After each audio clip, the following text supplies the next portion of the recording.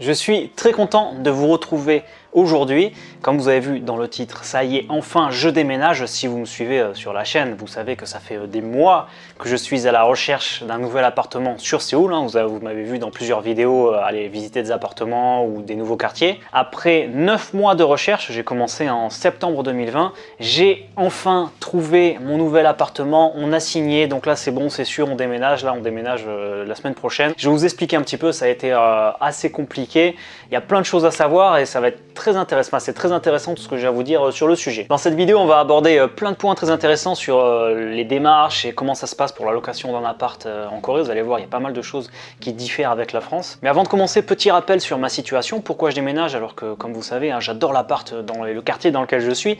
Mais le truc, c'est qu'avec l'arrivée du bébé, là, dans cet appart, on est un petit peu à l'étroit maintenant puisqu'on n'a qu'une chambre.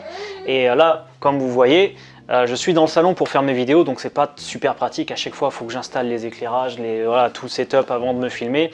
Donc voilà, idéalement, on cherchait un 3 chambres pour mettre le bureau dans la 3e chambre et c'est ce qu'on a trouvé. Donc voilà, je vais vous raconter un petit peu tout ça. On va commencer et je pense que c'est important parce qu'il y en a pas mal qui n'ont pas trop saisi le système. C'est le système de location en Corée qui est unique au monde. Il y a deux façons de louer un appartement en Corée. La première façon, c'est le loyer mensuel. Ça, tu connais, tous les mois, tu donnes un loyer au propriétaire. Mais il y a une deuxième façon de louer un appartement en Corée qui s'appelle le jeonse. Il y a des gens qui ont un petit peu de mal avec ça, qui ont un petit peu de mal à comprendre le concept de pourquoi c'est bénéfique de louer comme ça. Le jeonse, c'est en fait donner une grosse somme d'argent au propriétaire. Donc je parle de grosse somme, je parle de 100 000, 200 000 euros, 300 000 euros. On n'aura pas de loyer mensuel à payer et quand on part de son appartement, il nous rend cette somme. Donc, comment ça marche? Pourquoi c'est bénéfique? Est-ce qu'il y a des arnaques? Il faut savoir que ce système, dans l'avenir, il tend à disparaître. C'était surtout populaire dans le passé, il y a quelques années, avec les taux d'intérêt des banques qui étaient beaucoup plus intéressants que maintenant, où quand tu avais de l'argent à la banque, ça te rapportait pas mal de sous avec les intérêts. Maintenant, les taux d'intérêt sont moins intéressants, donc c'est moins rentable d'avoir une grosse somme d'argent à la banque. Mais alors pourquoi ça continue et pourquoi c'est bien? Dans un premier temps, pour le propriétaire, pourquoi ça peut être bien de louer de cette façon? Donc on va prendre un exemple. Imagine le propriétaire, il a un appart à 500 000 euros et son appartement il a un crédit de 200 000 euros encore dessus. Il va faire un jeonse, donc il va le louer en demandant une grosse somme d'argent de 300 000 euros. Le jeonse est toujours inférieur à la valeur de l'appartement. Le propriétaire qui avait un crédit encore de 200 000 euros, si il loue de cette façon, ça va lui permettre de renflouer son crédit, donc il aura plus de crédit, plus d'intérêt à payer, et avec le bénéfice qu'il aura, si par exemple il avait un crédit de 200 000 euros et qu'il a demandé 300 000 euros de jeonse, il a 100 000 euros avec lequel il peut faire quelques achats, des investissements, tout ça. Et en fait, il y a un roulement qui se fait, donc bien sûr il doit garder cet argent de disponible pour quand la personne part, pouvoir lui rendre cet argent, mais souvent il y a un roulement qui se fait, c'est-à-dire au moment où la personne elle part, il y a une autre personne qui arrive, et donc le propriétaire, voilà, ça tourne comme ça. Personnellement, je trouve qu'il y a plus d'avantages pour le locataire parce que par exemple pour le locataire, quand il veut louer, par exemple, imagine il veut louer cet appartement avec 300 000 euros, il peut emprunter jusqu'à 80% à la banque, voire 90% suivant les conditions de l'argent. Donc il a très peu d'apport à donner, alors que s'il voudrait acheter un truc à 300 000 euros, la banque ne prêterait pas autant. Mais là en fait, comme c'est un truc où la banque elle prête et qu'après elle retrouve son argent, c'est beaucoup plus facile d'emprunter. Donc pour le locataire, c'est beaucoup plus simple d'avoir des grosses sommes à la banque. C'est-à-dire que là, si les conditions sont réunies, pour un appart où il devrait donner 300 000 euros, il a juste besoin d'avoir 30 000 euros d'apport. Et il peut juste tout emprunter à la banque. Et quand on emprunte à la banque, on a 3% d'intérêt. C'est-à-dire que sur 100 000 euros, à la fin de l'année, il doit donner 3 000 euros. C'est-à-dire ça lui fait 270 euros par mois, à peu près un truc comme ça. On va arrondir à 300 euros par mois.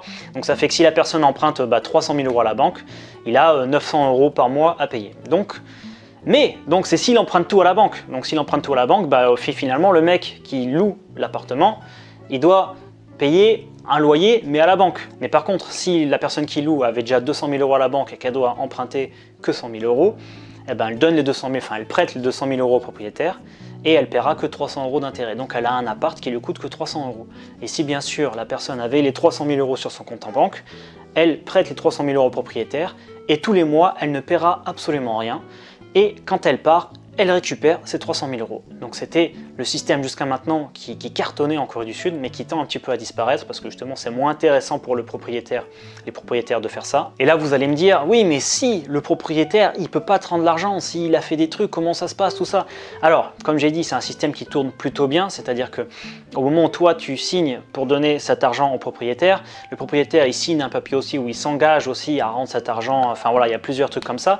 Et aussi quand tu loues son appartement, tu as accès, t'as pas accès à ses comptes en banque, mais tu sais s'il a des crédits, s'il a des dettes, voilà, tu as accès à tout ça, puisque quand il met son appart à la location sous cette forme, il doit justement déclarer où est-ce qu'il en est financièrement. Et donc justement, ça va être intéressant parce que je vais vous parler de mes recherches juste après l'appartement où on a eu un cas comme ça. Et donc voilà, tu sais exactement le propriétaire où est-ce qu'il en est financièrement et s'il n'y a pas de souci, s'il pourra te rendre l'argent ou s'il a des dettes et voilà, c'est tendu de le louer parce qu'il peut y avoir des risques. Dans tous les cas, il y a des assurances que tu peux prendre. C'est pas obligatoire, hein. Beaucoup de personnes le font sans assurance, mais si vraiment tu vois que ça peut être un peu compliqué, tu peux prendre une assurance que tu payes tous les mois. C'est pas énorme, je crois que c'est peut-être une centaine d'euros, 200 euros, enfin voilà, c'est pas des, voilà, c'est un truc comme ça, et qui te garantit de récupérer ton argent si le propriétaire ne pourrait pas rendre l'argent. Donc il y a cette façon, retenez, qui s'appelle le Jeonse, parce que voilà, je vais l'appeler comme ça pour le reste de la vidéo, donc le Jeonse, et il y a l'autre façon, à la location par mois.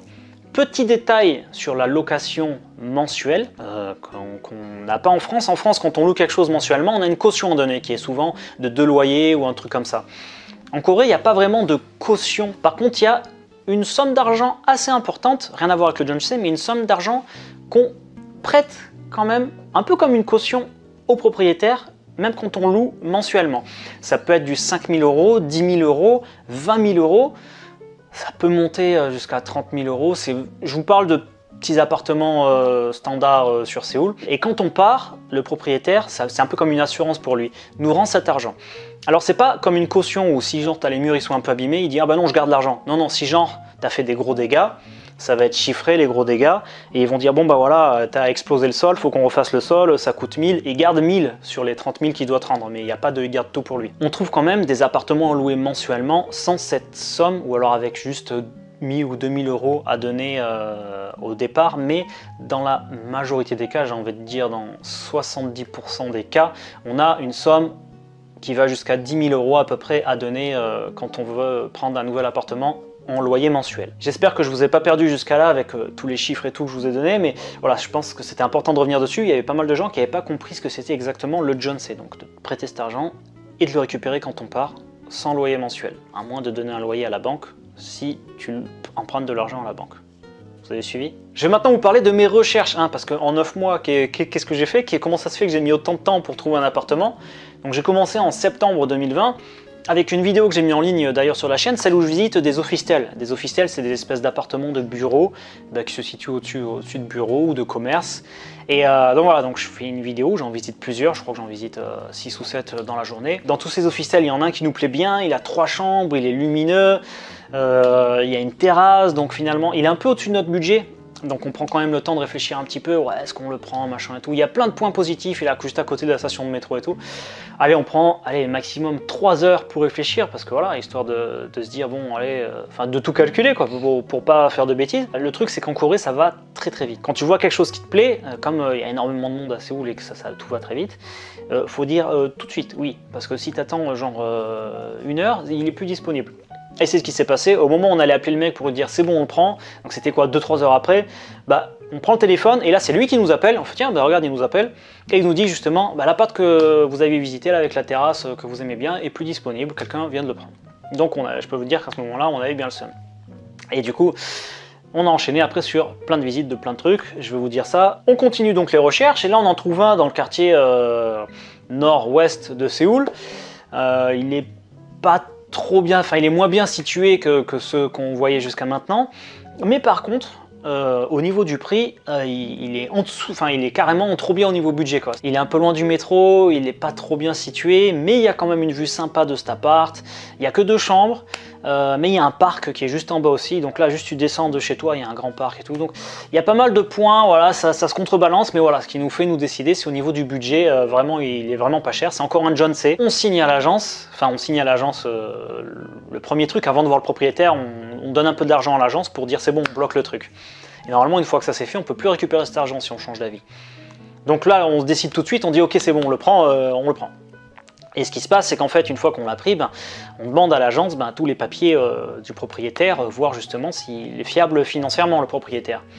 Et là, on se rend compte que donc tout le petit bâtiment, le building est à lui, donc il y a 3 appartements dans ce building, mais que le propriétaire, il a des crédits, des dettes, et le plus important, c'est qu'il a signé un truc avec un autre locataire, que si jamais il a des dettes, enfin qu'il ne peut pas rendre l'argent d'un John C., ce locataire sera le prioritaire pour récupérer son argent. C'est-à-dire que si jamais il a des dettes que nous il doit nous rendre notre argent, il rendra d'abord l'argent à l'autre locataire avant de nous le rendre à nous. Donc bon bref, c'est tout un micmac, bref on voit financièrement il n'est pas stable. Et donc finalement on voit avec l'agence pour faire annuler le truc, et l'agence a bien voulu annuler parce qu'elle n'était pas au courant qu'il avait signé le truc avec l'autre locataire qui justement le met dans mal si jamais il se passe quelque chose où là il peut pas gérer bien son argent. Enfin, voilà. Du coup on est bien dégoûté, on fait c'est dommage, il était pas cher et tout, mais du coup on peut pas le louer parce que c'est risqué, là pour le coup c'est risqué. On continue les visites, on visite 2-3 trucs entre temps, et là en début de cette année on va dans un nouveau quartier qui vient d'être construit, donc je suis allé le filmer en vidéo, donc où je me promène dans le quartier était plutôt sympa, et j'y suis retourné avec ma femme pour visiter des appartements. On a visité 6 ou 7 dans le quartier, donc pas mal, puisqu'on en avait vu un qui était vraiment très sympa. On a vu un appartement lumineux au dernier étage, sur 2 étages l'appartement, 2 terrasses, vraiment l'appartement excellent, moins cher que ce qu'on trouve à Séoul, puisque là du coup ce quartier il est en dehors de Séoul à l'ouest, donc pas super bien situé, mais vraiment l'appart il est ouf. L'appart il est ouf, le quartier est ouf, c'est un truc tout neuf. Et nouveau truc, nouvelle péripétie, donc alors là qu'on visite l'appart et qu'on se dit ouais franchement il est ouf, il est trop bien, et qu'on est prêt à le prendre, comme c'est un nouveau quartier, des nouveaux bâtiments, enfin c'est tout un nouveau quartier qui vient de se construire, au niveau du prix, les banques sont pas sûres du prix du terrain en fait, voilà, de ce que ça vaut sur le marché, de ce que ces appartements valent sur le marché, et donc le système de location pour un John C, puisqu'on visitait essentiellement que des John C, le système de location de John C, la banque ne prête presque pas. C'est-à-dire comme ils ne savent pas trop le prix d'un appartement, ils disent ouais mais si on prête trop parce que les gens ont mis trop de John C et qu'en fait le prix du marché est plus bas, on ne pourra pas récupérer notre argent et tout. Donc ce système de location, qui est un prêt différent, c'est un prêt différent de si tu veux acheter. Parce que là, quand tu empruntes pour un John C, l'argent ne transite même pas par ton compte, ça va directement sur le compte du propriétaire et le propriétaire le rend à la banque. Donc c'est vraiment un truc qui tombe bien. Et donc là, la banque, elle accepte pas de faire ça. Donc du coup, l'appartement, fallait emprunter pas mal d'argent, donc on pouvait pas sous le nez. Mais du coup, c'est pas plus mal qu'on l'ait pas pris, puisque en continuant les recherches, là, on est tombé sur un appartement, une dinguerie. J'ai très hâte de te montrer l'appartement qu'on a signé là. Il est vraiment trop bien. Il est dans mon quartier, enfin il a une station, tu sais que j'aime beaucoup mon quartier. Voilà, là, il est super, 3 chambres, il est grand, terrasse, enfin un balcon terrasse. Enfin, je te montrerai ça dans une prochaine vidéo, donc oublie pas de t'abonner si t'es pas encore abonné, tout ça, parce que dès que j'arrive dedans, voilà, je te fais une petite vidéo pour te montrer tout ça. Et alors, nouveau chapitre, la méthode de recherche pour trouver des appartements à Séoul. Donc je vais vous montrer un petit peu comment j'ai fait et comment vous pouvez faire. Voilà, si je vous donnais des petites astuces, si vous voulez de chez vous là, rechercher des appartements, à quoi ça ressemble sur Séoul ou quoi, vous pouvez avec le site internet que je vais vous donner. Alors il y a plusieurs façons. La façon de base, il y a le truc le plus populaire, il n'y a pas tout dessus, mais le truc le plus populaire, c'est l'application Zikbang. Donc il y a une application sur téléphone Zikbang. Bon, c'est full coréen, mais voilà, je vais vous expliquer comment ça marche rapidement, que vous puissiez vous balader un petit peu dedans. Et ils ont aussi un site internet que je vais vous montrer, donc Zikbang, où là vous pouvez voir tout c'est où, tout ce qu'il y a disponible et tout. Donc c'est comme ça, c'est avec cette application que j'ai trouvé mes 2 premiers appartements, donc celui où j'étais à Gangnam et celui où je suis actuellement. Il y a aussi d'autres sites internet, comme par exemple Naver Budongsan. Alors Naver, c'est le Google coréen, où tous les Coréens se servent, ça s'appelle Naver. Et Budongsan, ça veut dire agence immobilière. Donc voilà, avec Naver Budongsan, tu as pareil une carte avec tous les apparts qu'il y a disponibles. Là par contre, c'est un peu plus compliqué parce que des fois, il n'y a pas les photos. Alors que sur Zigbank, tous les apparts, ils ont forcément des photos. Là, il n'y a pas forcément les photos. C'est plus compliqué à s'en servir. Donc je vais déjà te montrer Zigbank et ça te permettra d'avoir déjà un bon aperçu. Nous voilà sur la page d'accueil de Zigbank. Le premier truc que tu peux remarquer, c'est que c'est tout écrit en coréen. Alors si tu n'es pas familiarisé avec le coréen, ce qu'on peut faire, ce que Google Chrome propose, c'est une traduction qui est plutôt correcte. Tu vois, là je mets en français et c'est pas mal bien traduit, donc tu peux utiliser ça. Alors on a 4 catégories, on a les appartements, donc ça c'est dans les grandes tours. On a les villas 2 pièces plus, donc c'est tout ce qui va être 2 chambres, 3 chambres, 4 chambres. Et villa, quand ils disent villa, c'est pas des maisons comme on pourrait l'entendre. Eux, ils appellent des villas des petits bâtiments qu'on a en ville de 3-4 étages. Ensuite, les 1 pièce, donc ça c'est tout ce qui est studio et une chambre. Et les officetels, les appartements de bureau. Donc nous, on va prendre un exemple, on va choisir des villas 2 pièces plus. Et l'interface, ça se présente comme ça. Donc tu as une carte de Séoul, tu peux te déplacer. On va aller dans mon quartier. Donc là, on est à la station Haewayok et on va voir là sur la droite tous les appartements qu'il y a de disponibles. Ça veut dire Jeonse. Et ça, tu vois, c'est différent. L'écriture, c'est Wolse. Ça veut dire loyer mensuel. Alors, on va rester en coréen. Là, j'aimerais juste t'expliquer quelque chose de très important pour que tu puisses comprendre. C'est au niveau du prix, pour que tu puisses comprendre la conversion. Il faut que tu saches que 1000 won, c'est égal à peu près à l'heure actuelle 0,75 centimes d'euros. Donc ce qu'on peut faire pour faciliter la conversion, on peut se dire, là comme ça sera plus simple, que 1000 won égale 1 euro. C'est-à-dire que si tu as 10 000 won, ce qui ferait en vrai 7,50 €, nous on va dire que ça fait 10 euros. C'est plus facile à compter comme ça. Donc là on va naviguer dans les appartements, on va essayer d'en choisir un bien pour te montrer. On va choisir un Wolse, donc c'est-à-dire un paiement voilà, par mois, c'est très bien. Voilà, un loyer mensuel, celui-là, comme tu peux voir on a 2 chiffres. Alors le premier c'est l'argent qu'on va devoir donner sous forme de caution qui nous rendra à la fin pour le loyer mensuel. Donc là, elle est assez élevée. Donc là, c'est 8,000 won, ce qui fait, on va arrondir, voilà, 50 000 €, même si c'est plus près de 40 000 €, mais voilà, ce sera plus simple à compter, 50 000 €. Donc rajoute juste un zéro, voilà, ici, là, tu rajoutes un zéro là pour que tu puisses comprendre facilement, 50 000 €, on va dire. Et en loyer mensuel, on a Guship Manon, ce qui nous fait, en arrondissant, 900 €. On est plus près des 700, mais on va dire 900 €. Pareil, tu rajoutes un zéro pour comprendre. Donc on a un dépôt à 50 000 € et un loyer mensuel à 900 €. Et si je clique, je vais pouvoir voir l'appartement à quoi il ressemble avec les photos. Donc à quoi il ressemble cet appartement. Ouais, on a une pièce.